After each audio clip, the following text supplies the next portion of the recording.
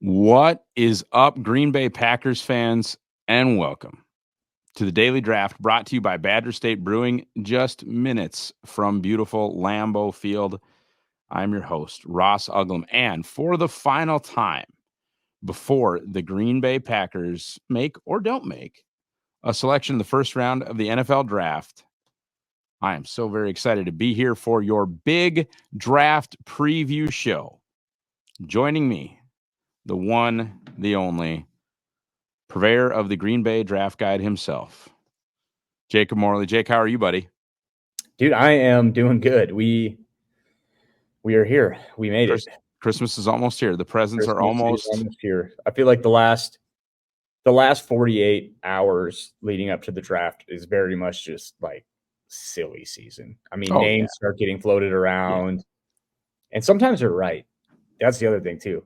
Like the Junior Colson stuff that's kind of going around right now. Like someone said, "Oh, he might, end up being a first round draft pick." That which I think is bizarre, but we thought it was bizarre when people started saying that about Quay Walker 2 years ago. And it was about this time, when it's like, hey, he might be a first round pick. And then like day of draft, it seemed like the worst kept secret that like, oh yeah, first round pick and Green Bay loves him. And then they took him. So you never really know, man. And that's partially why this is so much fun, because you kind of get those names and you kind of go from there. Yeah. And I like some of that. I think it's a little bit overblown just for me. Like, Peter Schrager said Quay. It's like, well, okay, what has he said the other 7 seasons? Yeah. Has he gotten it wrong 6 times and right once? And look, like it's hard. It's very hard. I can't even tell you the last time I accurately predicted Green Bay's first round pick. But like some would say never. Some would say never. Right. But even like one of the guys, Breer maybe had like, oh, the Packers love Jair, and everybody's like, hey, Breer says this. He got Jair right. It's like, my God, man, that was 2018. Yeah, it's your blind squirrel in a nut theory there. But I tell you who has not been a blind squirrel, and that has been Brian Gutekunst. I think there have been, I would say, reasonable criticisms, right, of this 2020 class, although nothing from that class matters because Jordan Love is good, which is basically what I said. And I'm not taking credit for loving Jordan Love. Everybody knows I was mad. And, was a quote unquote non-believer, but, went on with Andy after the 2020 draft and just said, like, look, if Jordan Love is good, nothing else matters. So the Dillon pick doesn't matter. The DeGuara pick doesn't matter. Like, these picks don't matter if Jordan Love is good. This can be a one-player draft if the quarterback hits. And, I would say that he did. Same kind of thing for 2021, right? I think there's valid criticisms of that class. Excuse me. Still kind of, I would say,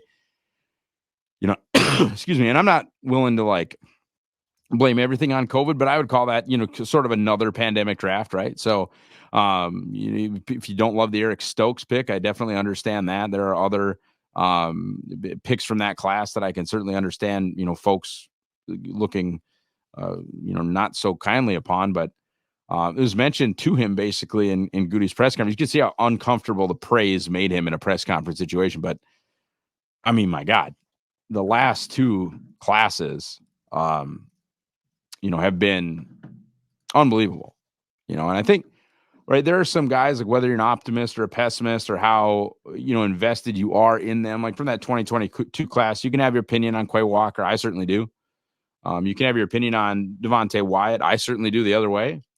You can be ready not to crown Christian Watson. You can be ready not to crown Sean Ryan. But you look at Dobbs. What is it for the final time? Dobbs. Forget the U. Forget there's a U in there. Okay. Zach Tom, unbelievable. Unbelievable pick. Enigbare for where they took him. Sheed, unbelievable pick, right? And then, the home run he appears to have hit in 2023, even if LVN doesn't work out. And it is infinitely too early to say that. Musgrave, Reed, Kraft, Wicks, Brooks, CV, and that's, they still hold they still hold an LVN lottery ticket. They still hold a Colby Wooden lottery ticket. They still hold an Anders Carlson lottery ticket to some degree. They still hold, Anthony Johnson Jr. lottery ticket to some degree. Grant DuBose wasn't good enough to make the team last year. Right. Did not make any plays in the preseason. Like when he played, he looked like a player. Yeah. Might not be with Green Bay. The other thing with LVN too, Ross, is like, yeah, okay, he might not be a superstar ever, right? But like, I think he's already shown he's not going to be bad. Like, he doesn't seem like he's going to be a guy that just flat out stinks. And when you're picking where you picked him at 13 overall or whatever it was, like, you don't want someone that's just like, he's fine. But there certainly have been worse outcomes, for guys picked that high, like that just flame out in 2 to 3 years. Like, I don't see that in LVN's future at all. Like, he's going to be a guy that will be a contributor one way or another. And like you said, like, the ceiling is still very high, but I think his floor, he kind of proved his floor is probably a little bit higher than what maybe people even thought. Yeah. And I think, he's sort of like Gary in that way, where it's just like, hey, a Big Ten kid who tries this hard and is this athletic, like, we're just not going to whiff. Yeah. And Gary's been really high and Gary's been kind of, right. And obviously I think was easily returned the value of his pick, or they wouldn't have given him a huge extension. Massive leader for the team. I think that's a great pick. But like LVN, like you said, I think the ceiling just ended up being so high, or excuse me, the floor ended up being really high and the ceiling is almost non-existent. I mean, he can be whatever with ceiling. Yeah. Yep. Why do you think it's gone so well? Like, why do you think these last two, is it luck, or is it capital, right? The Devontae trade, the Rodgers trade, like, is life is easier when you have a bunch of picks? Why do you think this has gone so well? Well, I mean, first and foremost, I think they must read the Packers draft guide powered by Packer Report. Yes. Maybe no coincidence that the last 2 years that we've done it, they've had good drafts. But no, I'm joking. You mean the 2 years that I got involved? Yeah, that's it. True. That is true. So Brian must be reading that.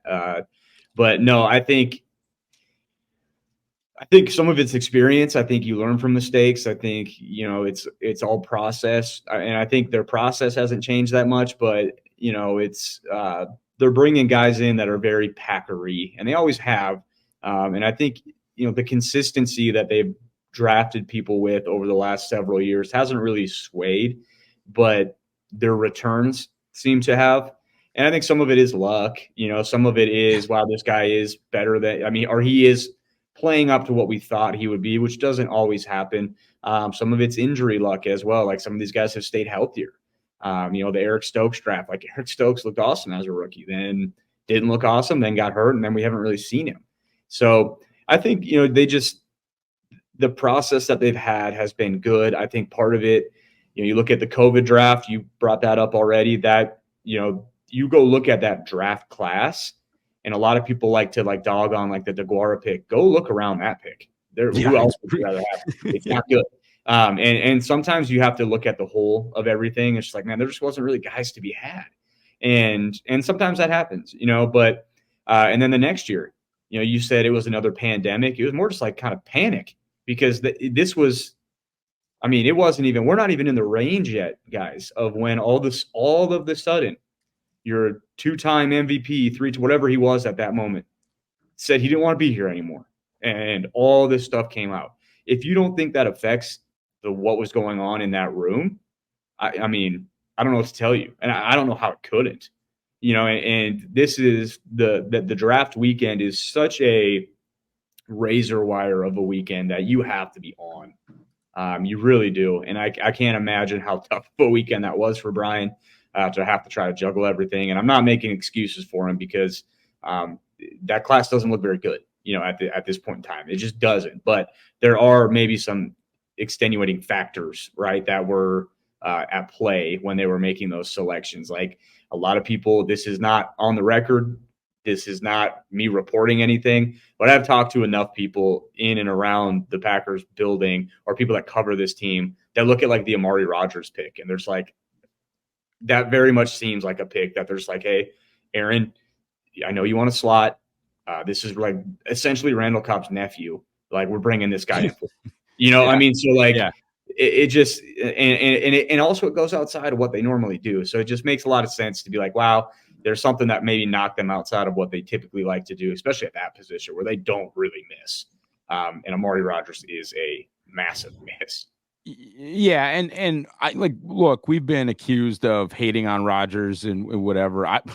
In the same breath, I got accused of loving Love, which was an interesting take. I've been critical of Rodgers. I don't know that I was super ready to move on to Jordan Love. That's been pretty clear. But and I guess a part of this is maybe going to seem a little bit gross because I am tooting my own horn. But we nailed it, or I at least did. And this sounds so conceited, but I want to show you this, right? So we'll zoom way in here. Stack, you might not be able to see this. It's fine, but if you look at my overall ranks, okay, and this was not the case in 2020 or 2021, regardless of what Goody had in his bag from the Devontae Adams trade, the Aaron Rodgers trade, whatever it may be. For him in 2022, and look, whatever, you can disagree with my rankings. I don't care. I mean, I think they've ended up, pretty well. A lot of the guys that I have ranked higher, guys that have, overachieved or what have you. But that's not really the point of what I'm getting at here. For Brian to get the number 17, number 20, so 4 top 70 guys in 2022 and 6 guys in the top 107 in a league with 32 teams is bananas. And then in 2023, for Brian to get 6 of my top 95. And once again, Jacob, how many teams are in the league? Yeah, I know. 32, right? So for them to get 7 players that I had in my top 115, and my rankings aren't perfect, right? I mean, I'm very proud of my Carl Brooks ranking, but my Jaden Reed ranking looks wrong. And for that matter, excuse me, my Tucker Kraft and Dontavion Wicks rankings, might end up being wrong. So whether you think I'm full of crap, what do you think my rankings matter or not? I'm not that far off from consensus. I'm really not. And not that consensus is really necessarily right all the time either. But any way you look at it, the value that Goody has been able to get out of the last 2 classes is crazy. And that's what happens when, I think Stokes was 65th for me and Goody took him 29th. And that doesn't mean I'm smarter than Brian, but you just look at it and you're like, ugh. Mm-hmm. That's not great. AJ Dillon was not in my top 150. You're like, ugh. And that's been fine or whatever, but just some closer picks to, kind of what value is instead of either checking Aaron Rodgers request boxes, or I think part of it too early was checking Matt LaFleur offense boxes. Okay. We have a 5'9", 190-pound back in Aaron Jones. We need a power back. Okay. Well, who's our power back? Okay. We'll go get AJ Dillon. Hey, Matt would really like a fullback guy like what Juszczyk is. Who's a good short tight end? Okay. We'll go get Josiah DeGuara. I think Rodgers not necessarily trying to quickly get Rodgers another title, or no longer trying to check boxes in the LaFleur offense or the Pettine/Berry defense for that matter. Just from my perspective, allowed them to, okay, we'll just take good players. And that sounds super simple, but it does feel kind of like what they've done. All right, we need to move on. And just to hit on that too, Ross, go ahead. With LaFleur, I think he showed us this year too that he is a really damn good coach as well. And there were questions, fair or not, going into this season about what is he going to be like without Rodgers, and some of that trickles down the whole organization with what you're talking about. With Rodgers, we need this guy and we need this guy and we need this guy in place because we've got Rodgers and we know what he likes and this and that. With Love, you're just bring in the talent. Just bring in the talent. And Matt kind of proved, not kind of, he resoundingly proved this last year that I will coach the guys in the room and we'll figure it out and we'll be potent on offense regardless of who we're trotting out there.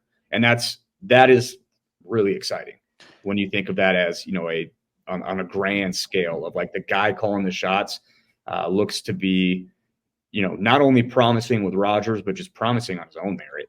Yeah. And not that Love is a robot or a point and shoot quarterback. I don't think he's Brock Purdy. I don't think he's just being 100%. I mean, that across the field throw to Heath in Detroit will tell you all you need to know about that Love can create or will do quote unquote dumb stuff. Now, sometimes the dumb stuff is a across the field pick to Dre Greenlaw to end your season, and sometimes it's really fun, right? And that's some of the Rodgers stuff, right? Like Rodgers probably doesn't make that throw to end the game. Now he might just throw it away and then try to make a miracle happen on fourth down. But I'm not going to do the whole Rodgers versus Love thing, but it does seem, and it should. I mean, it's obvious. Like Jordan Love will listen to Matt, and not that Rodgers never listened to Matt, but like Jordan Love will just collaborate with Matt LaFleur and not demand that things are run his way. That's such a natural thing too.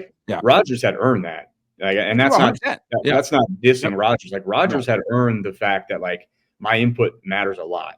Yes. What I'm saying. And Matt respected that. And Love is just not there yet. And, for last year with all the young guys, it kind of worked out in their favor because they were all young guys saying, Coach, what do we do? And I think Love with Rodgers. And I think Love has a chance to kind of then grow where it's, as long as things continue to go the way that we think they're going to go, it does have a chance to be more of like a collaboration, because I do think the power mix was, Rodgers, LaFleur, even though he was the head coach. It's like, you're really going to argue with Aaron Rodgers, even if Jordan Love reaches MVP level or, second team all pro level or even Pro Bowl level, which he probably was at last year as at least an injury replacement, but whatever. That's a long digression. I think there's a chance to be like, okay, well, this is our offense. Almost like, honestly, what Rodgers and Mac did when things were really cooking. Yeah. And I'm not saying that Rodgers is the reason things stopped cooking, but like right away they were at the same level. Mac and Rodgers were at the same level, and they kind of grew together, and it became a collaboration. I think towards the end, Rodgers was like, yeah, we're going 4 wide, and I'm just going to do whatever I want, which a lot of times just hold on to the ball and throw it away. Okay. Out of the last two, I just want to touch on this quickly, and I'm going to do it because I'm looking at the screen. I know you might be even using your phone for this. I'm going to give you the guys right now that I would give above a 50% chance to get a second contract, and you tell me agree or disagree. Only the last 2 classes. Sheed. Repeat that. What am I supposed to do with Sheed?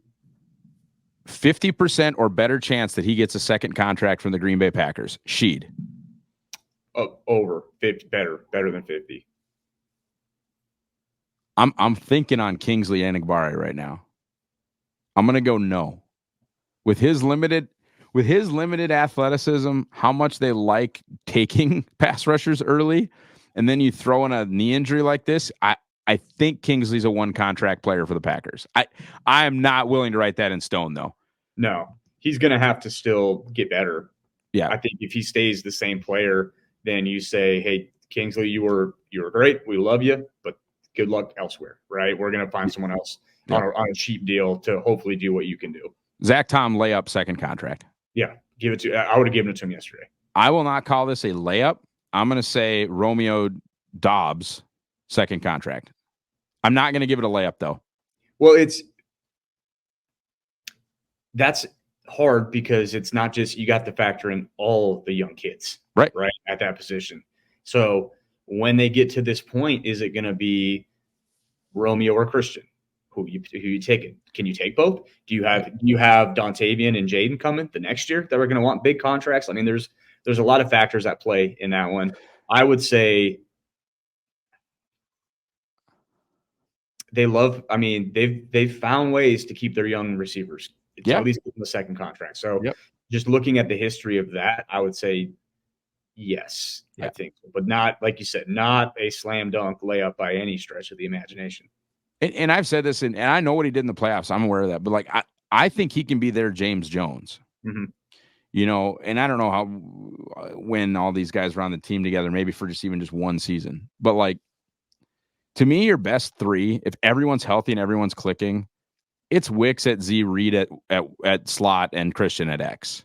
Yep. And that is no disrespect to Dobbs. Goodness gracious. But like you watch what Christian did to the Chiefs and did to the Lions. That's something else. And you watch what he did to the Cowboys. Right. Yeah. You're terrified of him. And Romeo was the benefactor, the benefited from that. But man, you watch 3 guys run with Christian down the field. They remember that game the year before. And so I just think in general, like your best 4 moving forward, if everyone's cooking, and obviously Christian being healthy is a concern, but I think it's Christian at X, Jaden at slot, Luke Musgrave at tight end, and Wicks at Z. To me. Yeah. So that's what makes the Dobbs question. If Jordan Love gets mega paid, which he will, then maybe the one guy that you're not allowed to pay and you do have to replace in the draft is Romeo Dobbs. I'm gonna say Sean Ryan gets a second contract, and that's faith stuff. Yeah, that's just. I liked him enough before the draft, and I've seen him play good and bad. You know, he's got bad tape out there too. But I think, and you've touched on this as well, where it's like the normal trajectory of offensive linemen in the NFL. It would not be surprising if Sean Ryan came out this year and was like, okay, he looks like a good player, especially with how much of a he was. Folks, he was a project coming out of UCLA too. And I showed you some stuff about like just some top 25 picks of tackles that haven't hit yet. Yeah. Of recent drafts, and it's a slow burn, but people see Zach Tom and the way that he just gets it, and the way that Elton Jenkins just got it, and they're like, "Oh, why isn't everybody like that?"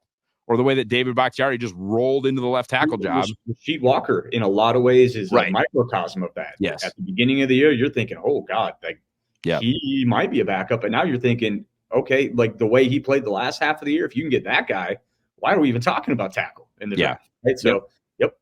Okay. We'll do these quick now because we do want to get through the whole kind of outline that we have. Okay. Christian, I can't say no because it would break my heart. Devontae Wyatt, I'm going to go yes. Quay, I'm going to go no. Quay's a tough one. Yeah, I don't know. Devontae, I'd say yes too, just because you have one thing you can hang your hat on right now and say, boom, like that guy can get after the quarterback, and he might figure out how to get him to the ground one of these days. Quay, Quay. He's not worth it right now. I know. I'm sorry. Like, that's going to hurt people's feelings, but he's not worth a second contract right now. He could be. And the thing to me about Quay too, and way different investments. They let Jake Ryan walk. They let Blake Martinez walk. They let them both walk. I don't even know if Desmond Bishop got a second contract. I think he might have gone straight to the Vikings after his rookie deal. I don't remember that specifically. I know they kept extending and releasing AJ Hawk, but they have a tendency to let these guys boogie on out of here. Unless you're good. They gave Devondre a lot of money after one good season to come stay in Green Bay, and they regretted that. Yeah. Yeah. Okay. Real quick, we're going to do this super fast. Carrington Valentine gets a second contract. Yeah. Okay. Carl Brooks gets a second contract. Wicks gets a second contract. I'm going to say the Cliff Dog gets a second contract. Not a big one, but he gets one. Still, yeah. And then I'm not going to say no to anybody else. Colby, Tucker Kraft, Jaden Reed, Luke Musgrave, LVN. Right now, I would say odds are better than 50%. And that's a crazy hit rate. I think Brian even mentioned how like 1.6 picks per class get an extension. Yeah. He's going crazy right now. Okay. You think this can continue, or are they due for a down draft just by the law of averages? Or does that just not have to happen? That's hard. Like, the law of averages would say they're due for a down draft, but that doesn't mean. I mean, why? People have to understand how good the last two have been as well. And so, does a down draft just mean like, oh, instead of everybody looking like a player, maybe 5 do? And like that's probably more normal for what is like traditional in the NFL, where you get some young, promising talent, or maybe they're just really on a heater. I mean, they haven't lost anybody as far as, personnel people, front office guys. They have not lost anyone. So the guys that have brought you the last 2 drafts, and I think that's part of it too. We didn't talk about that, but continuity is huge in anything. Anybody that has a job, anyone that's worked on a team, continuity is very important. To know, like, hey, I trust this guy. I know what this person's coming in with, stuff like that. And they have not lost anyone. So they could be due for a down draft or not as good of a draft, but they could also just continue this thing, keep it rolling, because Eric Sullivan's still there. Hendrickson's still there. Seal's still there. They have not lost any of these guys. And I will say this is a little bit of a, I'm not going to go off the beaten path too much, but if they do another draft like this, it might not be the case next year. Like, some of these generals might start getting interviews.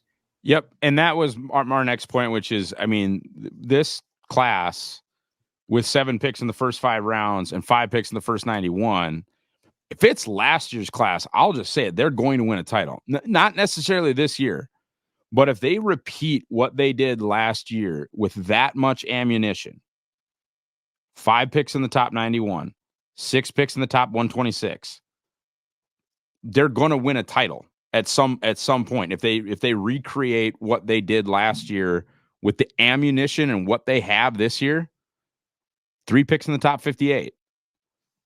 If they just get that many really, really good football players, I think they're going to win a title. Okay. Team needs. We'll go through these kind of quick because people that have been watching the daily draft, they know. This is going to sound stupid. I'm going to do this like sort of in order of how badly they need them and sort of disregard positional importance. Okay.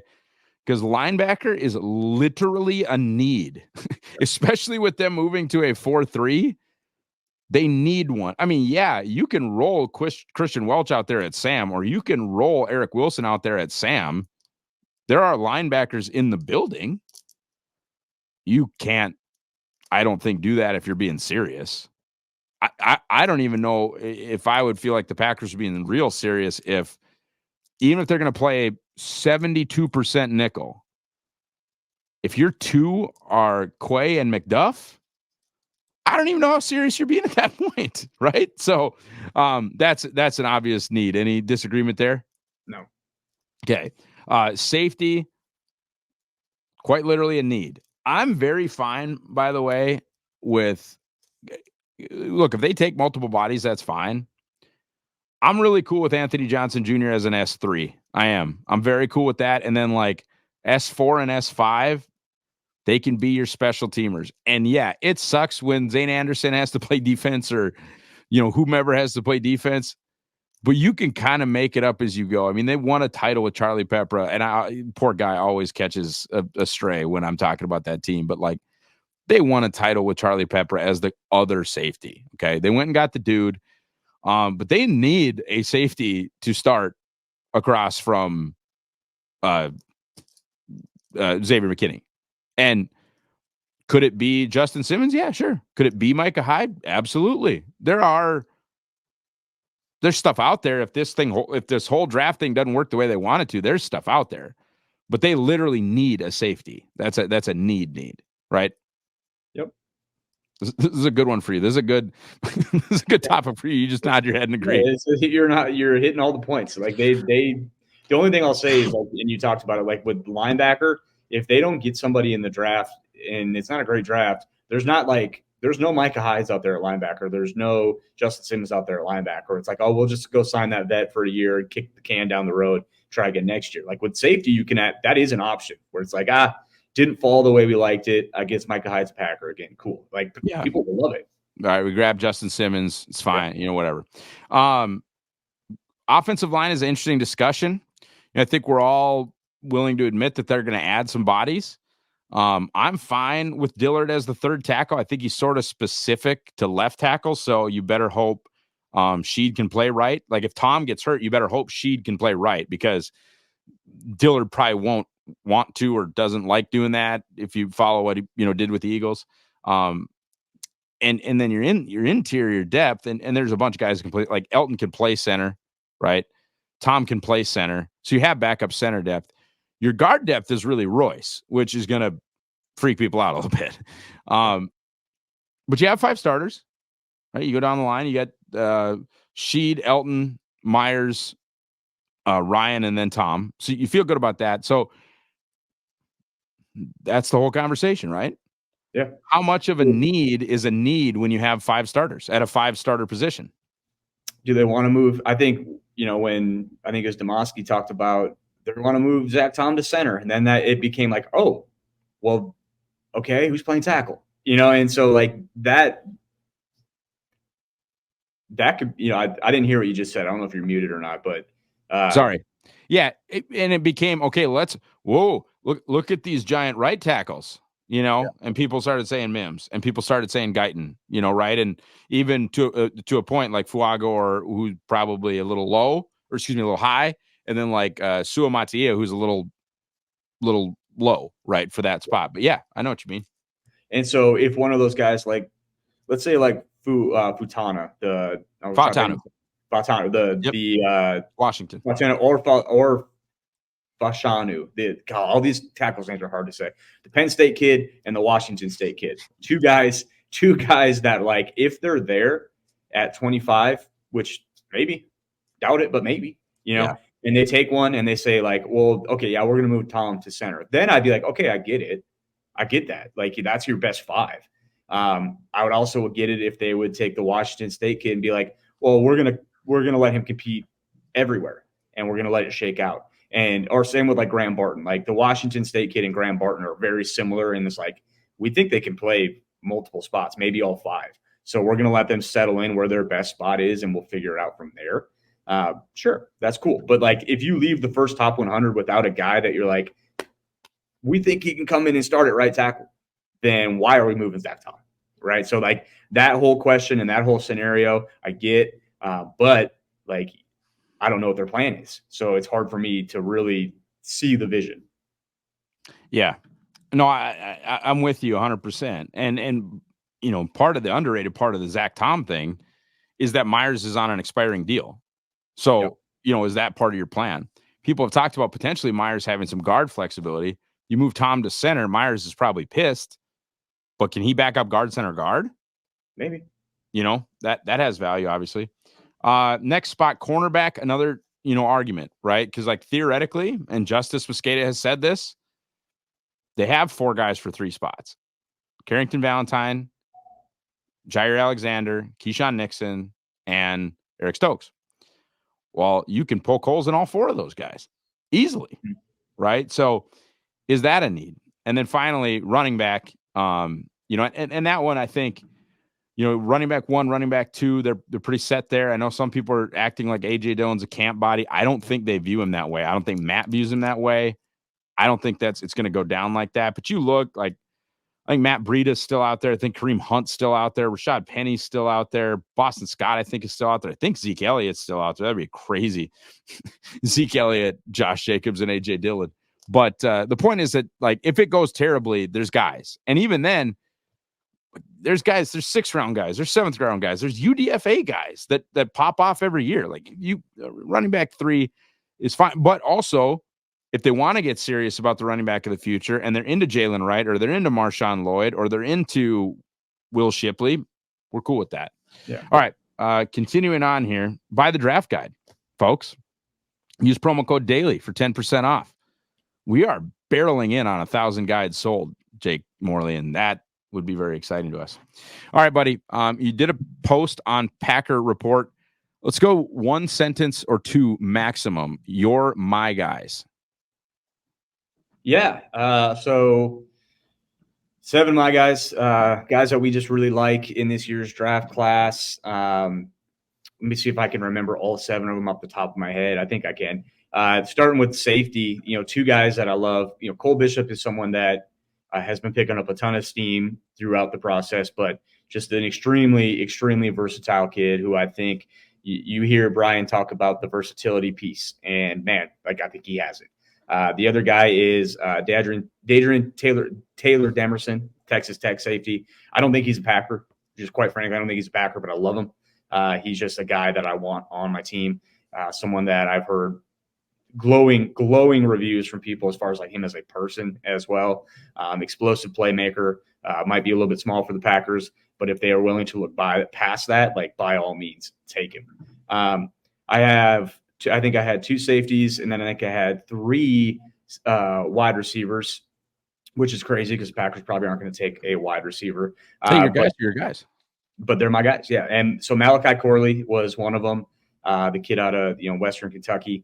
And he is, the self-proclaimed Yak King, and it's kind of true. And you look at what Jason Vrabel has been able to do at the wide receiver position for Green Bay. Like, give him that kid and be like, hey, man, teach this kid how to play wide receiver, because holy crap. When the Legette's kind of like that too. Yeah. And so put the ball in his hands and let him make plays. I think with Corley, and I've talked about this a lot, like, you want to get extremely multiple on offense, put him at running back and split him out or kick him in. Like, he can do that. Yeah. And so that could be a really fun piece. Another guy that I really liked at the wide receiver position, who I think very well could be a Packer, is Luke McCaffrey, the McCaffrey, one of the McCaffrey bros from Rice. He's a McCaffrey. And, well, he is. Like, they had Max in camp, right, from your favorite school, Duke. And Christian obviously is Christian McCaffrey, and then there's Luke, who played wide receiver was recruited as a wide receiver, big deal coming out as quarterback, was a big deal at quarterback coming out of high school. Didn't quite work out for him. Transferred to Rice, played quarterback there. He's been playing wide receiver for 2 years. The nuance that he plays with already it's impressive. He's a crazy athlete.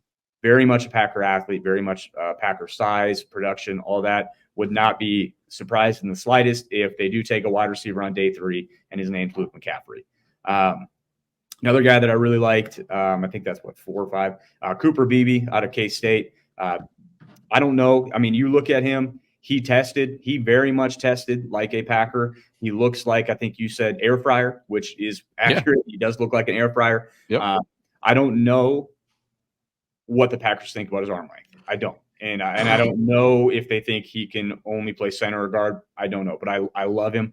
Coached against him in high school. He was not fun to coach against. That was fun. Yeah, he absolutely wrecked us. Comes from a great family. Good kid. Would be really fun to see him play in Green Bay. I got him here for you. I got him real quick. Yep. So I got Elijah Jones, Cooper Beebe, Cole Bishop, DTD, Javon Baker, Luke McCaffrey, and Malachi Corley. Right. So Javon Baker, another one that started the process out kind of hot. He is an Alabama transfer, Packer athlete. Very much reminded me of a Dontavian Wicks when I watched him play, even before the testing. You kind of had the same thing when you turned on the Wicks tape last year. You're like, holy crap, this guy looks like a Packer. He moves like a Packer. Lo and behold, he tested like one, and they took him. Javon Baker is very much similar to that. We don't have all of Javon Baker's testing numbers. Like, he could be a tier 2 type guy. We don't have his 3 cone, but he hits every single thing else other than that. So he could be a guy in play. I think he's probably going to go too early to be a Packer, but someone that will be fun to watch outside of that. And then the last guy is Elijah Jones, Boston College. Old man. He's an older prospect, but Coach Hafley has, he's familiar with him, but he is tenacious. Like, when you turn on his tape, just absolutely tenacious. Wants to disrupt you. And wants to let you know that he is disrupting you. He wants to disrupt you more than just physically. He wants to disrupt you between the ears as well. Super fun player to watch. Kind of linear, super fast. Doesn't have some of the click and close, change of direction stuff that you might like. But if Green Bay is going to play a lot of press man, he's done it, and he's done it for the coach. That means Hafley could either love him and he's going to absolutely be a Packer, or Hafley, something people don't talk about, Hafley might say no. You know what I mean? Like, no, I don't want him, so we'll see. I really liked his tape, though. Would be excited to see him be a Packer. All right. I'm going to go faster because we got 9 minutes left, sir. Yep. 9. Chop Robinson. He's only going to win one way. I think he might do it 10 and a half, 11 or 12 times a year once he gets to his peak. I'm not talking about as a rookie, but I think he could be a double-digit sack guy. I don't care if it's only a speed rush. I don't. Will Shipley, super athlete. That'll surprise some people. Catches it really naturally. Kind of everything. And this is like my guys, and I think it happens for you too. Like you mentioned, you have a bunch of wide receivers as my guys, and they're not going to take one. I think our Packers preferences do seep into the my guys. Like, Will Shipley is everything they don't have in that room right now. Speed, agility. He's not 220 or 230. But catches it supernaturally. I think has some special teams value potentially as maybe a kick return, probably not. And they have Keyshawn, obviously, but I think just does so many things well. And he might not do anything great. And that's why I think he's a 3rd, 4th, or 5th round pick. I don't think he's a round 2 back. But I really think he's going to carve out a nice role for himself for like 6 or 8 years in the NFL, which for a running back is a long run. Cole Bishop, you touched on Cole, so I won't. Everybody knows how I feel about Cole. Ben Sinnott. I believe in Ben. Actually, you know what? Mike Renner said Ben Sinnott. I thought it was Sinnott, and then a K-State fan commented and said, you had it right. So no more Ben Sinnott. Ben Sinnott, I think he'd be the best in a McVay, Shanahan, system, LaFleur system, right? I think he's at his best. if he's allowed to play some fullback like he did at K-State. But I don't think it's necessary. Like, you look at what Laporta did last year. And I'm not going to say he's going to be Laporta, but he's taller than Laporta. You know, I don't know how much his lack of length necessarily affects his ceiling, but I just think he's a smart player. He's got strong hands, and he's a super athlete, and that's a good bet at tight end. Johnny Wilson, basically just a space alien freak, 6'7", 230. Like I said, what if Alan Lazard was a 97th percentile athlete? Johnny Wilson. And I'm like one of the higher people in the country on Johnny Wilson, and I got no problem with that. Finally, Xavier Worthy. I think he's a football player. This is very different than John Ross and Henry Ruggs, although I got sucked in by Henry Ruggs. I think Xavier Worthy is a football player who happens to run a 4.21, and that has tremendous value. All right, let's get to this stuff quickly. We're going to skip one of these. Biggest Packers fits. You do the Packer people, you know, why don't you give us like 3 or 4 guys? I won't talk at all. Why don't you give us like 3 or 4 guys at positions of needs that are tier 1 or tier 2? You guys can get the full list, obviously, if you do buy the Green Bay draft guide, but like just dudes that are tier 1s at where they need them, and kind of almost like consensus. And I'm giving you a lot here, but sort of consensus ranking would have them kind of where Green Bay has a pick. Yeah, so I'll start with just offensive line. Graham Barton is the one that everyone talks about. He's like legit as a perfect fit. I don't know if he'll be there. But Dominic Pooney, the Kansas kid, another guy, very versatile. Jalen Sundell, North Dakota State, very versatile. They might like him. The Coleman kid out of TCU, Brandon Coleman, who we just got his testing numbers, very Packery. As far as that goes. And then that's offensive line. Some of those guys can play inside, some can play outside. I'll say linebacker. As far as picks go, Trevin Wallace from Kentucky, like I already think he's a Packer. Just kind of where I think he's gonna come off the board is kind of where they have picks. He kind of checks. He checks every box of what they've traditionally liked at that position. Curtis Jacobs is another linebacker from Penn State that I think they're gonna like a lot. And then as far as like corners, what's crazy about corners is there wasn't like a ton of corners that just were like boom, boom, boom. There actually was. So the max value for corner was 6. And there's one guy in this entire draft that and checked. You've not heard of him. His name is Willie Drew out of Virginia you don't know. State. He's not ranked in our guide, but he's a guy that could end up being a late day 3 pick. Don't be surprised. You know, don't be surprised if he's a UDFA either. No, not at all. Yeah. And so he's one, but other guys that were really close for, you know, kind of day 1, day 2 type stuff is Max Melton, Bo's brother out of Rutgers, cheeseburger away. Terry and Arnold, cheeseburger away from being a perfect fit. He might be gone. But then Kool-Aid McKinstry, we didn't get all of his testing numbers, but he's a guy, we talked about it with Wicks, kind of like you turn the tape on, you're like, oh man, he very much seems like a Packer. Don't be surprised about him either. And then the last one I'll give is safety. Not a ton of top level safeties in this year's draft class that are just like, boom, perfect fit across the board. But 3 guys that are very, very close to being perfect fits, like close enough that's probably exactly what they're saying in that draft room is close enough. Yeah. Cole Bishop, talked about him already, out of Utah. Jaden Hicks out of Washington State. And then the last one, Trey Taylor out of Air Force, day 3 type guy, Ed Reed's cousin, I think. But there are just some names for you to keep an eye on, you know, as they go through the draft, and they might actually have a shot at taking. Okay. We're going to do this a little bit different than the structure. I'm going to give you my ideal first 5 picks within reason, and then my single most likely player to be a Green Bay Packer. Then you do the same, then we'll get the heck out of here. All right. Okay. All right, here we go. And this got to be within reason, and I think this is. Pick 25, Cooper DeJean. I think we've done that to death. Pick 41, Jordan Morgan, offensive lineman out of Arizona. Pick 58.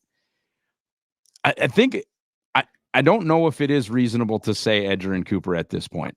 I don't think it is reasonable. So I will say Junior Colson at 58. That would be ideal for me. Then at 88, I'm going to go, and I don't know if this is on the menu anymore either, but I'm gonna just say that it is. Say Max Melton, cornerback Rutgers at 88, and then at 91, I will take one Marshawn Lloyd, running back at USC. That is an ideal first 5 picks for me. And it all goes back to the same guy. And I know I had the first overall pick in the Packers draft. I didn't take him. I took somebody else. But hell or high water, I think the most likely player to be a Green Bay Packer after this weekend is Graham Barton, offensive lineman, Duke University.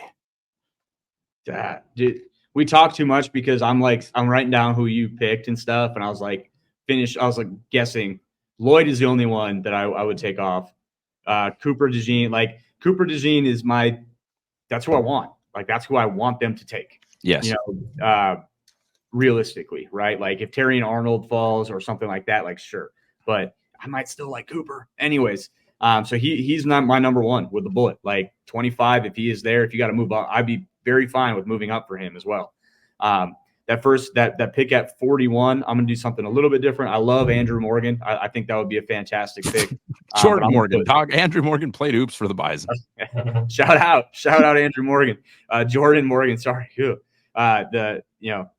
Versatile lineman out of Arizona. But I'm gonna put Edgerrin Cooper there, just because I think that he's the type of guy that they would need and love to have. So that's going to change a little bit what I do.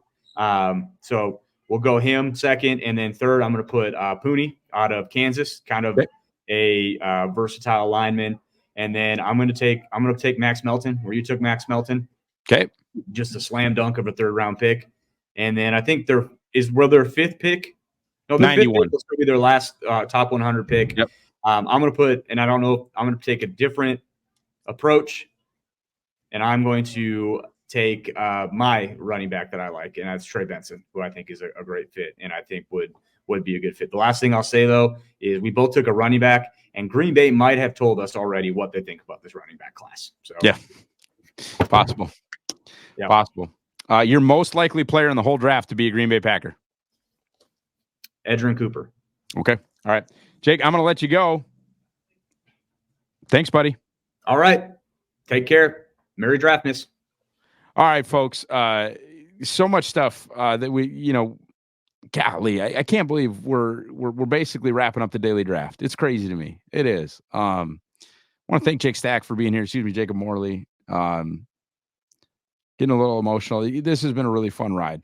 It's been really fun. The draft's here today when you're getting this, and I really hope to see as many of you tonight at the Cheesehead TV draft guide, or excuse me, Cheesehead TV draft party if possible, in the Lyric Room in Green Bay. But then please come out to Badger State. It's going to be so much fun. The Pack-A-Day podcast happy hour from 4 to 5:30, hosted by Andy Herman. I'm very excited to see Andy. Haven't seen him in a while. And then 5:30 on, right? Pick 41, pick 58, pick 88, pick 91. I'll be there talking ball, having a couple 1, 2, 3 with all you guys. Super pumped. Badger State has been such an awesome partner for this too. And one final plea: buy the draft guide, guys. Today's draft day. Buy the guide. Use promo code DAILY for 10% off, and you can be an informed Packers fan, baby. Thank you for and honestly, truthfully, very sincerely, thank you to the Pack-A-Day podcast YouTube channel, and of course Andy Herman for allowing me this platform, allowing me to be able to connect with you guys. But it's Draftmas, baby. The draft is here. Go Pack, go.